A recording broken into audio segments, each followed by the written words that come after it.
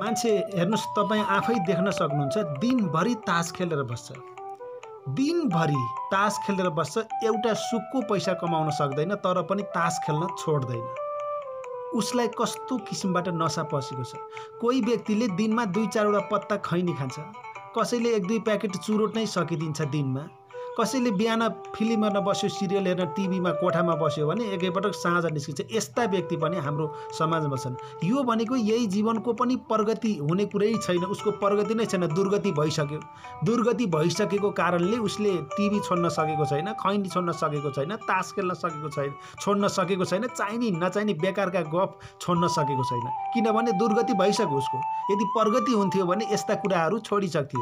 प्रगतिका व्यक्तिहरूले यी कुराहरूलाई छोडेका हुन्छन्, प्रगतिको पथमा अगाडि बढेका व्यक्तिहरूले। दुर्गतिमा निश्चित भइसकेका व्यक्तिहरूले यो पक्रिएको हुने हो। त्यसैले यस्ता क्रियाकलापहरू कसैले गर्छ भने यो लोकको लागि पनि चाहिने काम होइन। यसले दुर्गति नै बनाउँछ, बनाइसक्यो भने परलोकको लागि पनि यो ठिक छैन।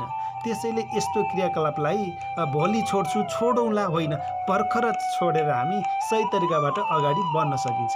दिनमा कमसेकम 1 मिनेट अथवा 1 मिनेट समय छैन, 30 सेकेन्ड एउटा श्लोक मात्र भगवत गीता अथवा कुनै आफूलाई मन परेको शास्त्रका पुस्तकहरू पढिदियो भने उसको भित्रबाट कस्तो किसिमबाट ऊर्जा निस्किन्छ उसले पत्ता पाउँथ्यो। तर बिचरा के गर्ने, तासमा लत परेको छ, चुरोटमा लत परेको छ, खैनीमा लत परेको छ, सिरियलमा लत परेको छ, उसलाई योभन्दा मिठो अरू त लाग्ने कुरै भएन।